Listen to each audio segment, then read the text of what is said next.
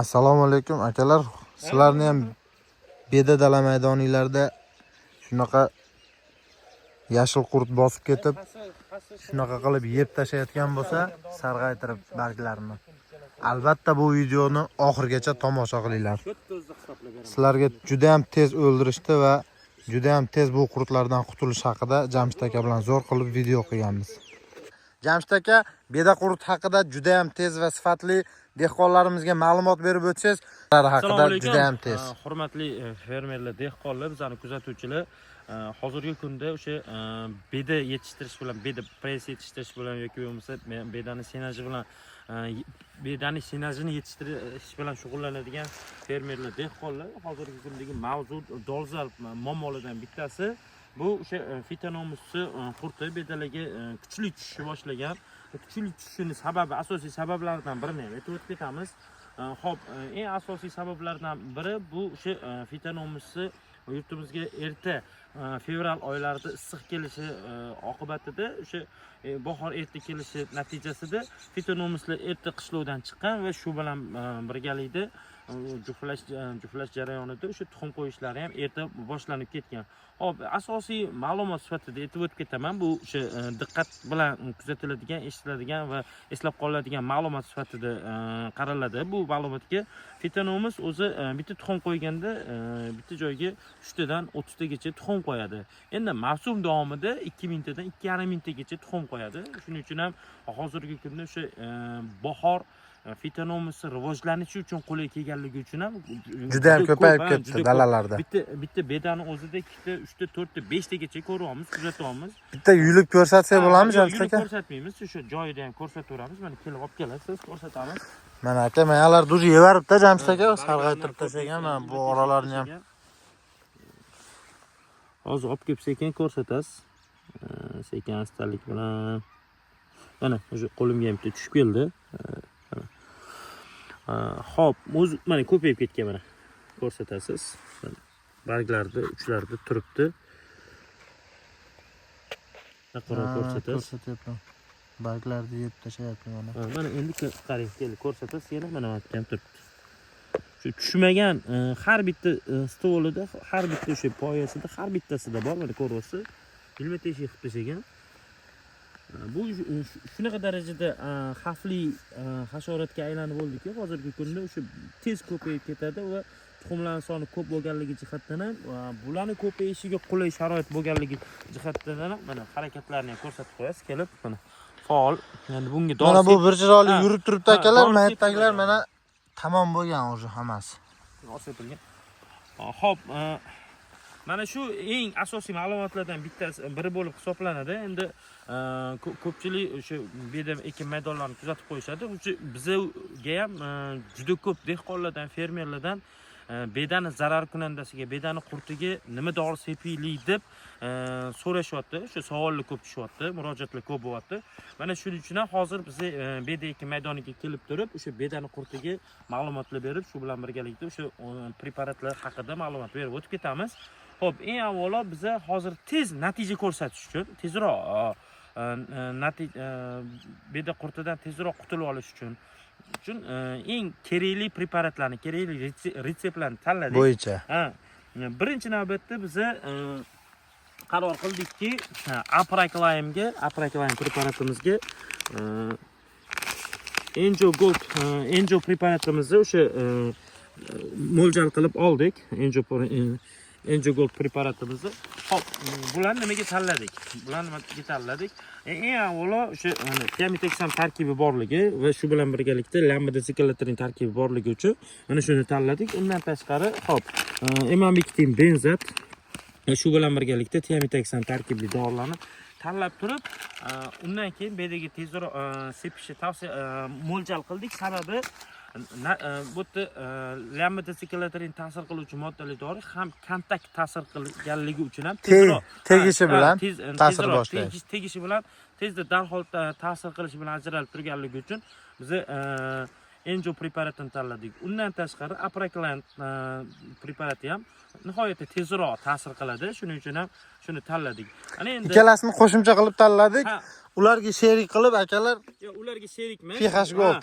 bularga sherik emas, sherik deyish noto'g'ri bo'lib qoladi. Bu o'sha suvlarimizni hozirgi kunda juda ko'p dorilar ishlamayapti deb kelishyapti. O'sha bizga Tojikistondan ham murojaat bo'ldi. Bitta do'konchi akamiz telefon qilib o'sha dorilar ishlamay qolyapti, nima dorilar bor deb savollar kelib tushganligi uchun ham aytamizki, biz hozirgi kunda suvlarni pH ko'rsatkichlarini o'rganib turib, undan keyin preparatlarni tavsiya qilyapmiz. O'shaning uchun pH balansi eng birinchi navbatga qo'yyapmizki, suvlarni dorilar ishlaydigan neytral ko'rsatkichlarga keltirib olish uchun pH balansini qo'shib turib, undan so'ng Enjo va Apracoline preparatimizni qo'shib turib, dori qilib sepamiz. Hozir endi mana biz o'zimiz ham tayyorlab olib kelib oldik, to'g'risi. Tayyorlab, shu hozir sepib, shu natijasini ham shu ko'rsatib qo'yamiz. Tayyorlab sepgan joyimizdagi natija shu bo'ladi. Hammasi quribdi, Jamshid aka o'zi to'xtatdi. Bittasini sal, qolgani lekin mana dumalab yotibdi. Mana ham sal harakatli bo'lishi mumkin, lekin qolgan juda ko'pi o'lib. Jamshid aka 10 minut, 15 minutga yaxshi natija. Menimcha, xudo xolasa 1-2 soatda o'zi yo'q qilib, yarim soatlarda o'sha sekin boshlanadi, lekin hozir bir ko'ryapsiz, 10 minut, 15 minut bo'ldi. Natija yomon emas. Darhol tez natija ko'rish uchun, misol uchun ko'pchilikda o'sha o'lmayapti, kutib turolmaymiz, o'sha tez sep tashlashimiz kerak deyilganligi uchun biz bugun kuni bo'yi o'ylab o'sha Apracoline va Enjo preparatlarimizni retsept qilib tanlab turib, sepishga qaror qildik. Natijalari yomon emas.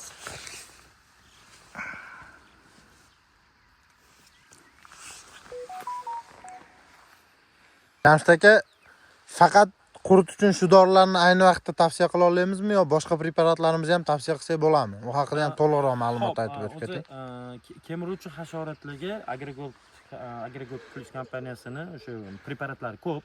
Misol uchun Morgan Gold preparati bor, shu bilan birgalikda Tsunami preparati bor, Kitacline preparatlari bor. Bular ham o'sha kerakli o'sha kemiruvchi hasharotlarga yaxshi ishlab beradi, samarali ishlab beradi. Endi bugun biza tezroq natija ko'rish uchun, tezroq qurtlardan tezroq qutulib olish uchun ham kontakt, ham translaminar, ham tizimli ta'siriga ega bo'lgan preparatlarni tanlab turib, undan keyin o'sha 3 xil ham kontakt, ham translaminar, ham tizimli ta'siriga ega bo'lgan preparatlarni tez natija olish uchun tanlaganligimiz shu alohida retsept sifatida ko'rsatib beramiz bizani obunachilarimizga. Jamshid aka, yana bitta narsa. Gektar rasxodi haqida ham dehqonlarimizga qancha suv sepsa mahsulotga muvofiq bo'ladi qurut uchun kurashayotgan vaziyatda shu haqida ham ma'lumot berib o'tib keting. Xo'p, endi suv oxirgi o'sha suvga ko'pchilik so'raydi-da, o'zingizdan bilasiz. Suvga urg'u beramiz. O'zi gektar hisobida 300 litr suvga tayyorlab turib sepiladigan bo'lsa, har qanday preparatlar, aytaylik, bu fungitsidlar, bu insektisidlar, akaritsidlar, gerbitsidlar ham o'sha 300 litr suv gektar hisobida hisoblab turib sepilsa, juda yaxshi natija beradi va 300 litr suvga dorilarni sarf me'yorlarini to'g'rilab turib sepish bu yaxshi natija beradi. Endi hozir biz nima ish qildik? Biz misol uchun Apracoline dorimizdan gektariga 300-400 gram atrofida mo'ljal qildik. Hozir biz eng minimal dozani oldik. 300 grammi gektar hisobida hisoblab turib, shu hozir mana bakalashganimizni ko'rsatib qo'yamiz. Mana shu bakalashganimizga qo'shdik. Undan tashqari Enjo preparatimizni ham misol uchun gektariga 200 gram hisobida hisoblab turib, yaxshiroq ko'rsatib qo'yasiz. Gektariga 200 gram hisobida hisoblab turib, o'sha 2 litrlik suvimizga hisoblab proporsiya qilib chiqarib olib, keyin qo'shdik. Endi mana shu gektariga 300-400 gram Apracoline, gektariga 200 gram, 250 gram atrofida Enjo Gold preparatimizni qo'shib turib sepish bu yaxshi natija beradi va albatta eng avvalo o'sha suvi pH'ini neytral ko'rsatkichlarga keltirib olish uchun birinchi navbatda dorilarni qo'shmasdan avval, bundan avvalgi videolarimizda ham ko'rsatib o'tganmiz, o'zimiz tayyorlab, chelaklarda tayyorlab, begonotlarga qarshi kurashayotganda ko'rsatib o'tganmiz. pH balansi birinchi navbatda qo'shiladi. Suvlar neytral ko'rsatkichlarga kelib bo'lgandan keyin, undan keyin preparatlarni qo'llash yana ham yaxshi, zo'r samara beradi. Shu alohida to'xtalib o'tiladigan savollar yoki bo'lmasa alohida berib o'tiladigan ma'lumotlar sifatida aytib o'tamiz. Jamshid aka, ma'lumotlar uchun rahmat. Qurtlarni yana ham bir yaqinroqdan ko'rsatib qo'yaylik akalar. Mana qurtlar o'zi hammasi deyarli qotib bo'ldi. O'lib qatib qoldi o'zi. Yurmayapti. Orientir yo'qotib qo'ygan, qiynalyapti. Akalar, kanalimizga obuna bo'linglar. Kanalimizga like bosib qo'llab-quvvatlanglar. Kimga shunaqa agar bizning videolarimiz sizlarga foydali bo'layotgan bo'lsa, kanalimizga obuna bo'lib, like bosib, qo'llab-quvvatlab, o'zingizlarning yaqin do'stlaringizga tarqatib qo'yishni unutmanglar. Kanalni obuna bo'lib, kuzatishda davom etinglar. Rahmat hammaga.